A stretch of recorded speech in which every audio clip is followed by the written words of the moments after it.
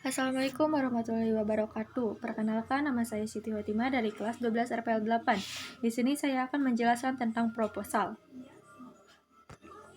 Pengertian proposal. Proposal adalah tulisan yang dibuat oleh penulis dengan maksud untuk menjelaskan rencana dan tujuan suatu kegiatan kepada para pembaca, sehingga mereka mendapatkan pemahaman tentang tujuan kegiatan tersebut secara lebih jelas dan detail. Di dalam proposal, pertama terdapat cover. Contohnya bisa dilihat ini.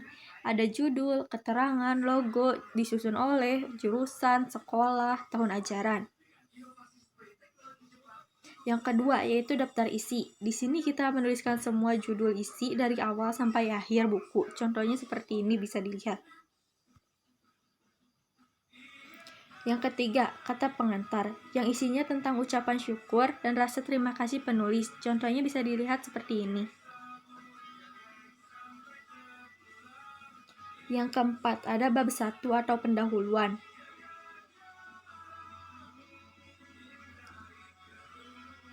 Latar belakang masalah, yaitu informasi yang tersusun sistematis berkenaan dengan fenomena dan masalah problematik yang menarik untuk diteliti.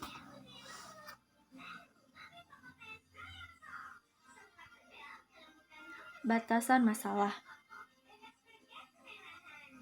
yaitu seperti contohnya anak sekolah selalu ada kendala dalam mengerjakan soal matematika, yaitu salah satunya bangun datar.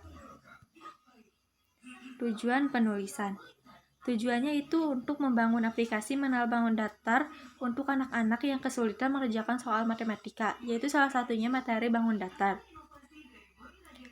Manfaat penulisan, manfaatnya yaitu manfaat bagi anak-anak yaitu dapat mempermudah pelajaran matematika, salah satunya dalam bidang bangun datar, serta diharapkan dapat menarik anak-anak untuk menyukai belajar matematika dengan mudah.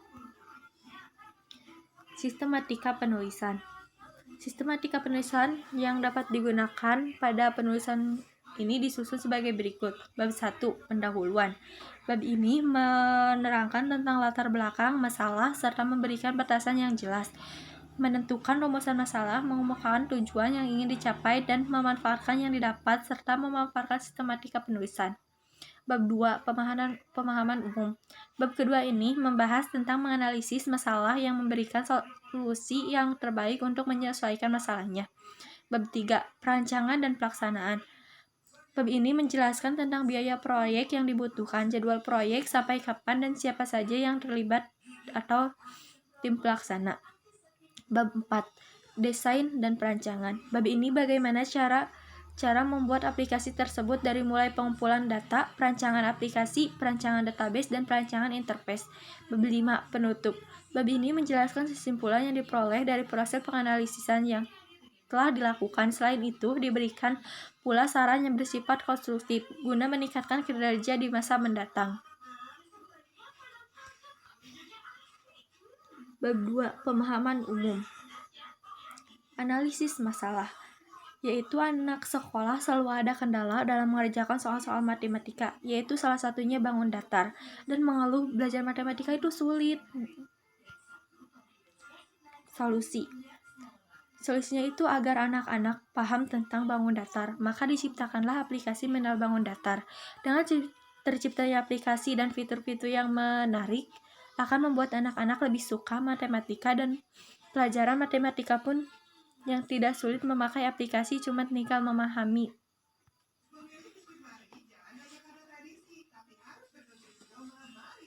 Bab 3, perancangan dan pelaksanaan. Biaya proyek. Dalam perhitungan ini, saya klasifikasikan menjadi 3 kategori, yaitu resources, tool, management fee, atau biaya jasa. Yang pertama, resources 1 bulan 33 juta. Yang kedua, tools, VPS 500.000, Google Fly 500.000, App Store 1 juta, jadi jumlahnya 2 juta.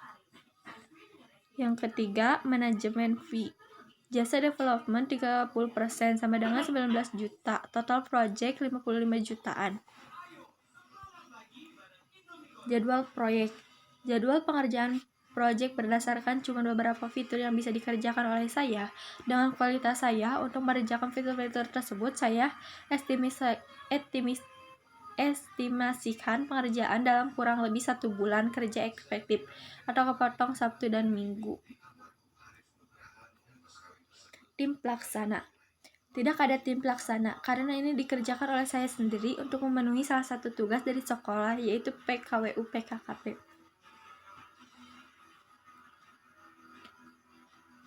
Bab 4. Desain dan perancangan. Pengumpulan data, yaitu terbagi dua, yaitu observasi dan studi literatur. Observasi merupakan tahap pengumpulan data dengan mengadakan pengamatan langsung terhadap beberapa keterangan yang terkait untuk memperoleh data serta gambaran secara jelas terhadap pemahaman yang ada. Sedangkan studi literatur, peneliti melakukan studi literatur tentang teori bangun datar beserta rumus-rumus dan penjelasannya. Perancangan aplikasi. Perancangan aplikasi yaitu saya di modul yaitu memberikan gambaran-gambaran layout si aplikasi.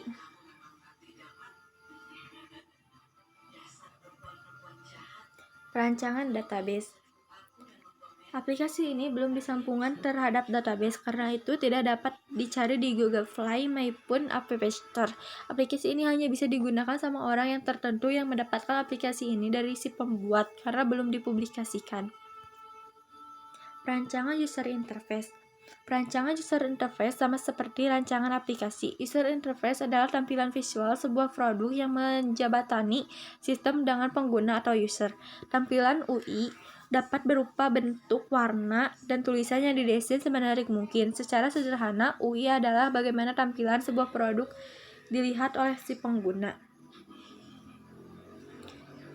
Bab 5. Simpulan dan saran. Simpulan. Berdasarkan hasil penelitian yang dilakukan dapat disimpulkan beberapa hal sebagai berikut. Yang pertama, sistem yang dirancang khusus untuk memfasilitasi pelajar matematika tentang bangun datar. Yang kedua, hasil pengujian menunjukkan bahwa fungsi-fungsi yang terdapat pada sistem berjalan dengan baik dan sesuai yang diharapkan. Yang ketiga, sistem dapat berjalan dengan baik untuk meningkatkan dan membantu siswa-siswi untuk mempermudah tugas matematika tentang bangun datar. Saran.